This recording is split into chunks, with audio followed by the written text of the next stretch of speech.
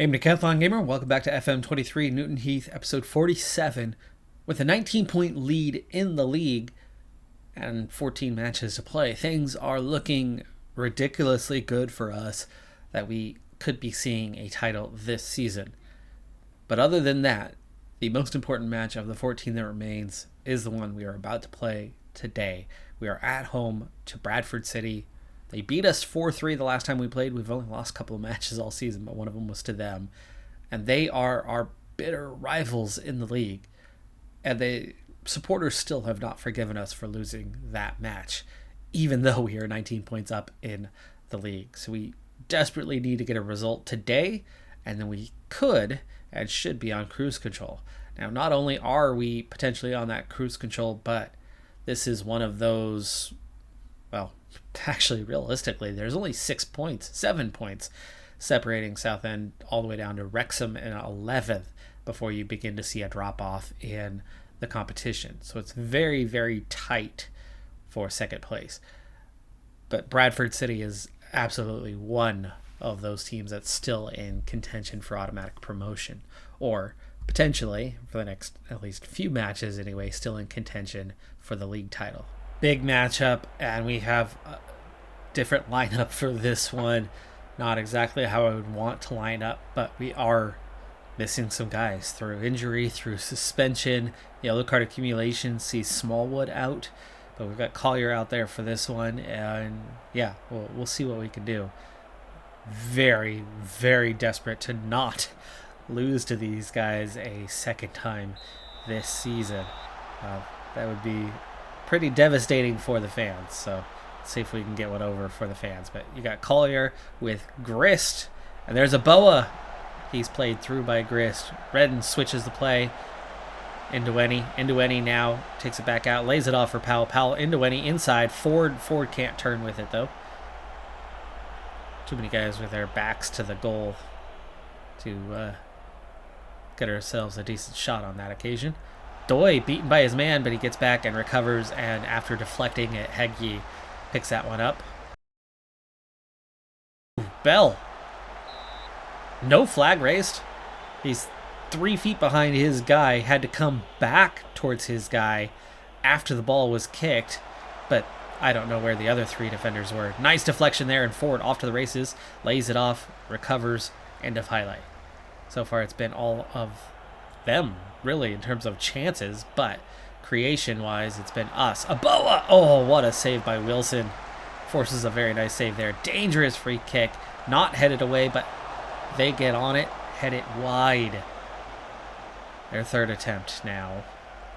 A Boa again, and he's through. It's a goal. 25th of the season for a Boa. Great time to grab that one, and we take the lead. And that was definitely onside from that position. Grist lays it back off. Gets Collier inside. Collier, a Boa on the run there.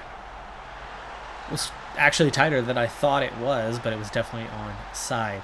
We make the first run. Then a Boa makes his run. You can see he's easily a yard onside. A Boa volleys that up to himself and then comes through it, drives it low and hard into that side net. And a Boa almost scores again, and then Redden grabs his second goal of the season. And it's 2-0. We score back-to-back goals moments apart. This one off of, well, the short throw, and then Collier with the long ball through. A Boa wins the header, but straight at the keeper, Wilson, who has no time to react. I think he takes the ball off his upper arm or something like that. If it wasn't straight at him, it would have been a goal already. Indueni nearly makes it 3, and a Boa tracks it down. A Boa takes it back outside. Ooh, lays it off deep. Collier. Too long on that one. Yeah, gave away a good opportunity there. Doi, nice control. Collier. And Grist up to Ford. Ford through ball for a Boa, but a Boa not reading that at all. And Ford's ball didn't have enough weight on it anyway. Collier over the top for a Boa. Thought he was on. I thought he was quite clearly on, at least a yard or two onside. The defender seemed to always be behind him, but it's called offside. He blasted it high and wide anyway on his attempted shot, so wouldn't have been anything coming from that anyway. Doi out to Powell. Powell finds Indueni. His through ball is picked off, and we reset. Collier over the top for Ndweni. He's in on goal, and he scores, and it's 3 before halftime. It wasn't a terribly slow start, but it was not the best of starts, but we are just tearing it up. Tight angle for Ndweni to go far post. Keeper clearly defending the near post, and Ndweni slots it just past him and just in off the post. That's 1 inch further over, and that's going to come out instead of go in. Ebuehi over the top. Cleared, but he resets. Redden retrieves. Now with it again. Through for Aboa, and nearly a fourth. I think that took a deflection from the defender and then held in by the keeper as it was going wide after the deflection. But it's 3-0 at the half. 8 attempts, 6 on target. They've had their 3 attempts. They've definitely earned some XG with 0.46. But we, at 1.5, have managed to score 3 goals. Not quite against the run of play, but we've definitely far exceeded the total we should have at this point. Powell and Ebuehi not playing particularly well. Ford having a somewhat quiet day, but that's not his greatest role. He's just better than most. Tanner, of course, plays over his head, plays better than he actually is when in that role, and that's why he still continually gets minutes. I've got him on the bench. We may sub him here at some point, especially if Ford is not having the greatest of games. Don't need to time waste, but with a 3-goal lead, we want to make sure that they stay out of this thing and not invite them right back in. First highlight done, dusted, and we already have played 50 minutes now. Now 55, 10 minutes going by without any highlights is fantastic for us. The game is petering out. They are going more aggressive but not doing anything with it. Now we've played over an hour. Looks like we do have a highlight coming up here. That could be an important one. Ebuehi has been quiet. Powell's been quiet. And we have Christie, who is available, coming back from injury. I'll bring him on a little bit later. He's been cleared to play 45. And Ford's still struggling. Let's go ahead and bring on Tanner. Keep Ford fresh anyway. Ooh, I thought that was going to be their highlight, but instead it's ours. Ndweni, nice control. Lays it off deep instead of hitting the overlapping man, though. That's okay in these circumstances. You'll take the possession. Grist over the top for Aboa. Onside, and there's our 4th. Aboa makes the nice run in from behind. He's definitely in behind, but there are players that play him on that are a little bit deeper than the left center back who he outran. The left center back was an extra yard or 2 higher than his teammates. All right, now looking for yellow cards. There are none. 70 minutes played. We can go more balanced now. Powell switches for Aboa, and Boa gets there first and wins it. Collier's a little bit tired, so let's go ahead and bring on Sarcevic. And do we want to make an additional change? Muir is tired, and Ndweni just scored. And that was called off for some reason. We'll get Pratt on. Redden. Oh, yeah, definitely offside. Ndweni comes in at that one. And good call. Still 4-0. 10 minutes to go. We'll just stay balanced. We don't even need a time waste. It's 4-0. Tanner. Redden. Aboa. Deflected and grabbed by the keeper. 83 minutes. Approaching the end of this one. Anybody else tired? No, not really. I have used 3 subs. Ebuehi wins that one. Lays it off. Grist plays it again forward. Ping-ponging around and over the top. Onside. Doi nearly takes it away, and Tanner comes back to defend that, but the guy somehow gets a ton of heat on that ball, despite it being with his head from long range, and really not the kind of ball that's going to generate a lot of power. That one's on target. That's the first one they've had on target in the second half. Bad giveaway there, but Hagi grabs the long ball as they pump it into the box. Seconds remain. Grist, long ball over the top. Wasted, but it's played out of bounds. That was unnecessary. His team should have communicated with him better, or they could have retained that ball a little bit longer. But this is a huge victory, not only because it's beating our rival, but the manner in which we've beaten them. 4-0. We absolutely trounced them. They only had one shot on target the entire game, and that was in the final minutes. So not only have we gotten one over on Bradford City and seen them fall a couple spots in the league, but the story in the chasing pack is they've dropped points yet again. The top two contenders picking up just a point.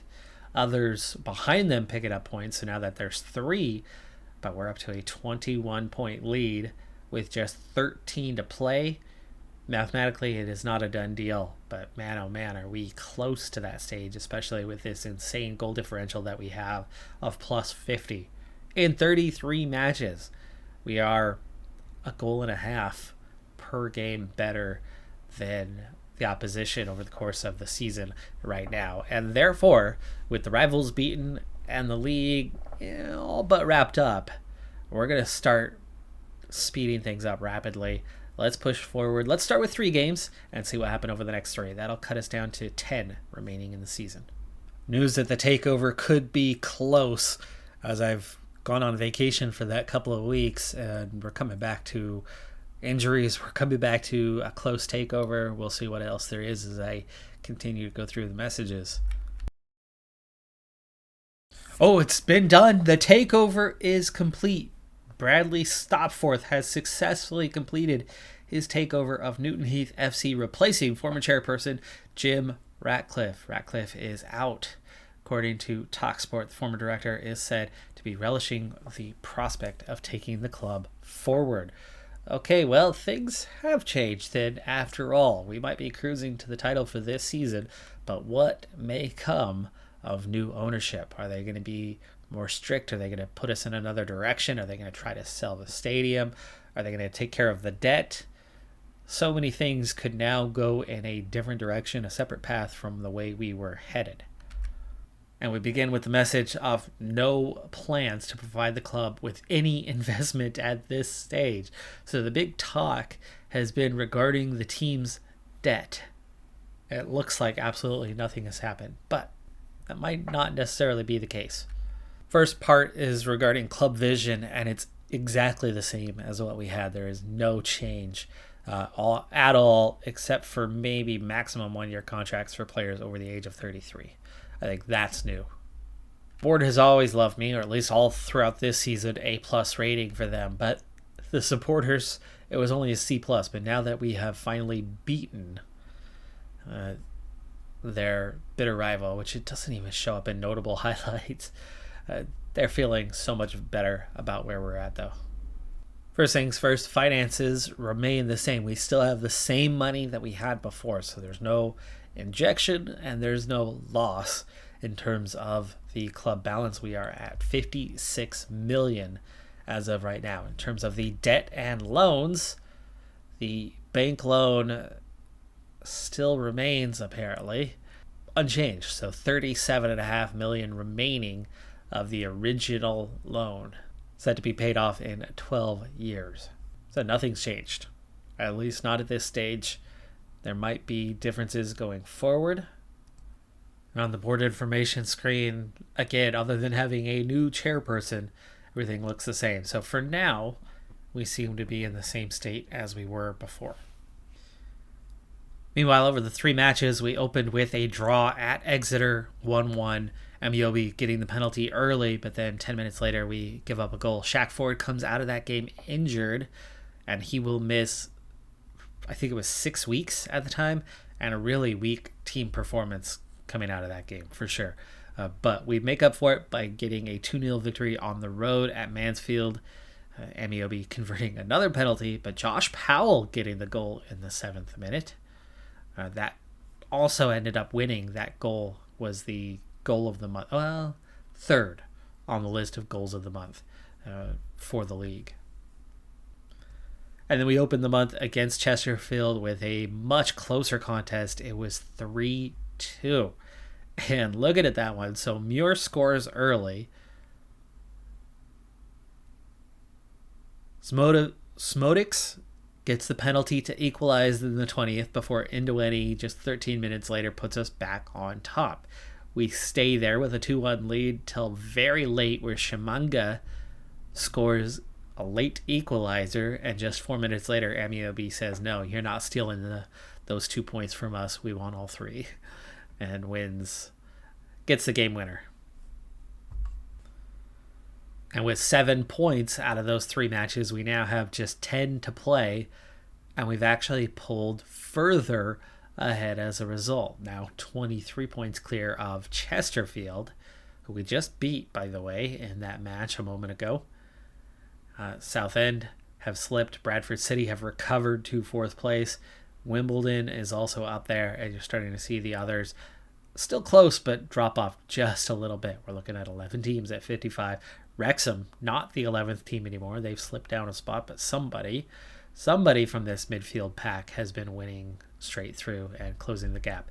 Aboa still leading the league with 26 goals. Ford has 20, but he's going to miss a few more weeks before he is back, so he may, I think that golden boot might be headed to Aboa now.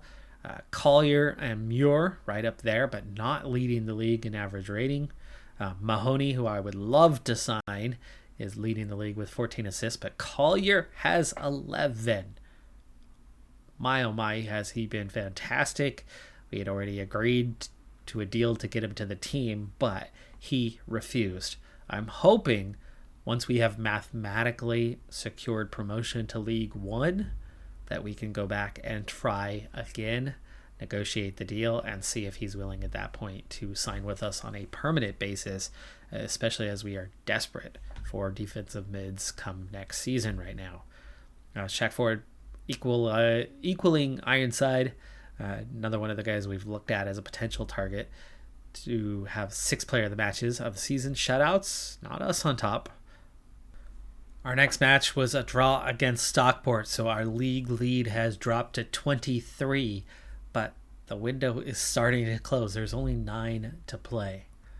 Perfect timing that the youth facilities have been upgraded, because we have a youth intake due any time. I don't know if it's going to impact that in the slightest, but it is based on a number of factors, and well, it might be last minute. I don't know if that factor contributes now or if it would just impact the next class.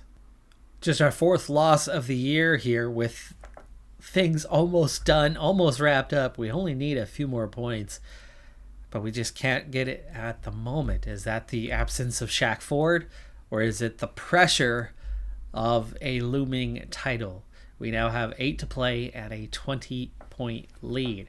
Following the next match, there will be 7 to play. So anything more than 21, it would be over. Gotten the win that we needed, but in terms of the league, as we go 3-1, the gap is still 20 with 7 to play, which means they can technically make up 21 points.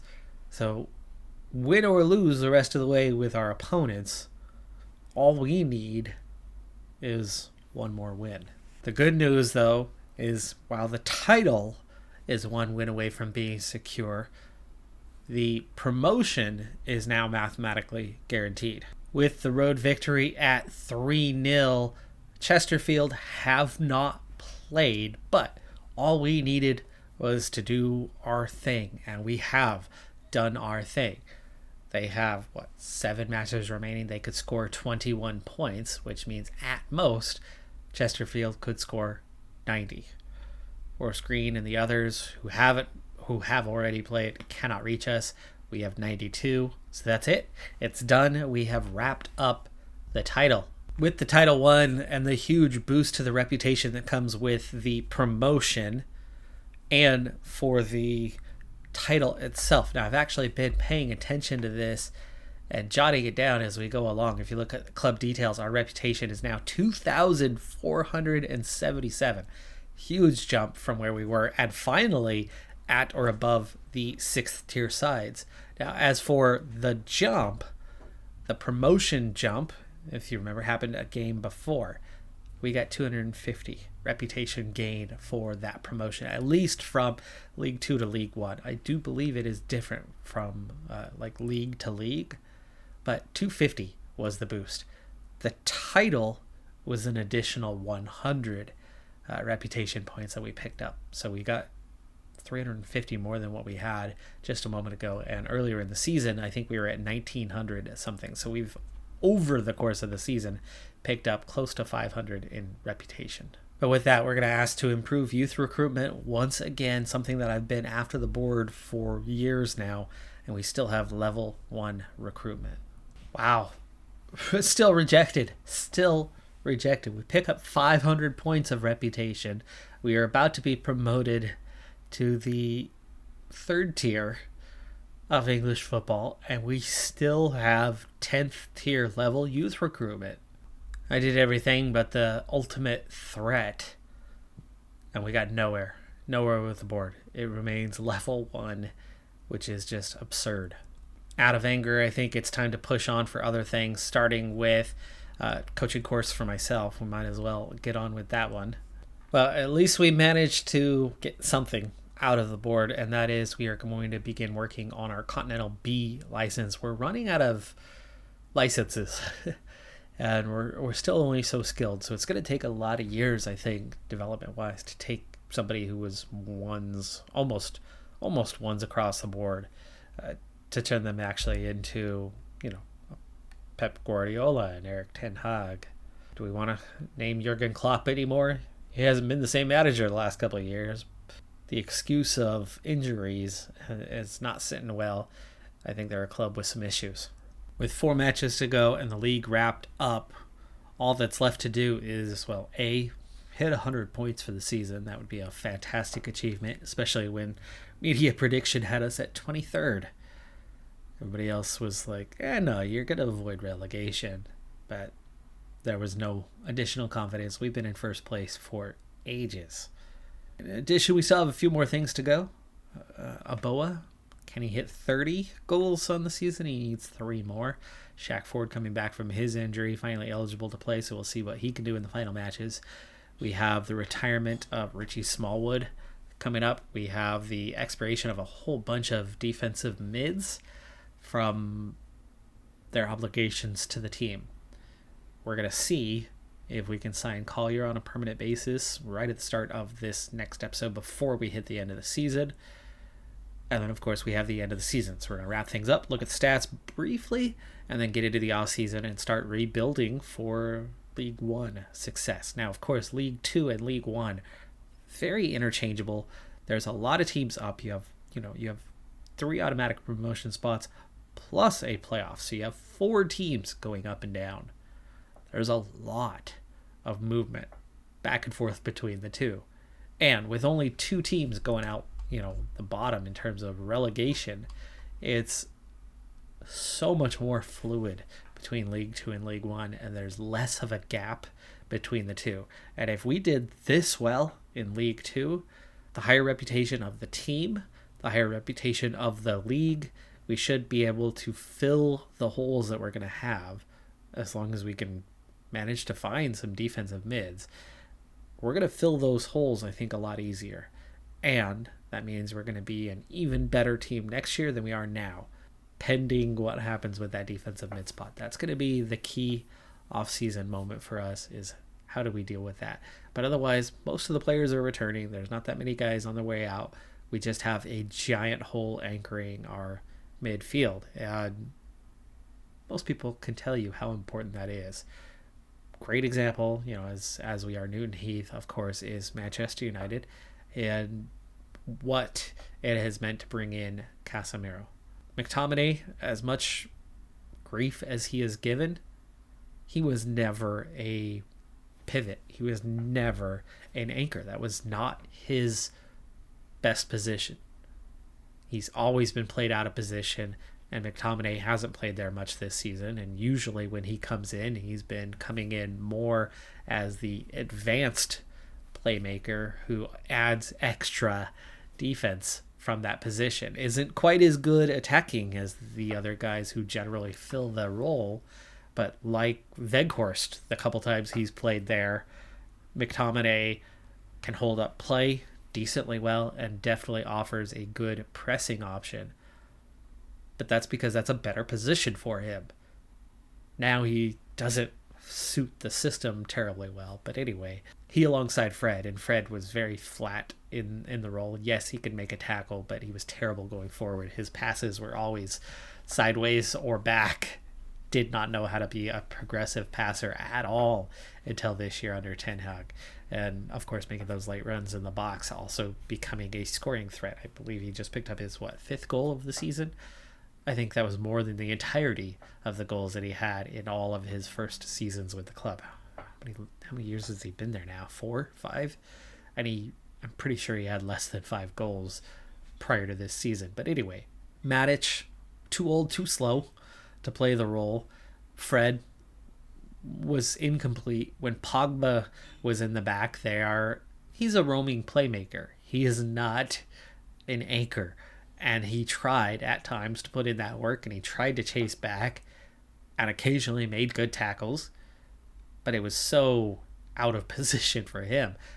They had nobody. They did not have a defensive mid who could anchor the midfield, who could anchor the defense and provide the support, the cover that they needed. And over and over and over again, last season in particular, where United were in absolute shambles, as bad as Harry Maguire was, so much of the circumstances that he faced were not his fault.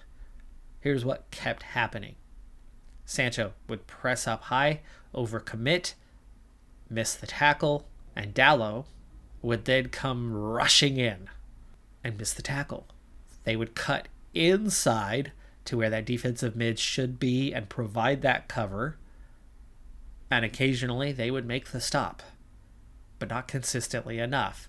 Or they were out of position, getting sucked up higher up the pitch to make up for the lack of pressing from, Ronaldo or whoever on top, or from Fernandes, who was okay pressing the ball, but he's not great.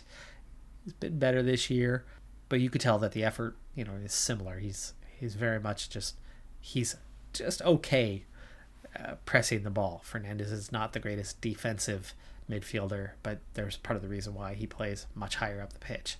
And at times he would get caught doing way too much last season. But anyway, players kept getting sucked out of position.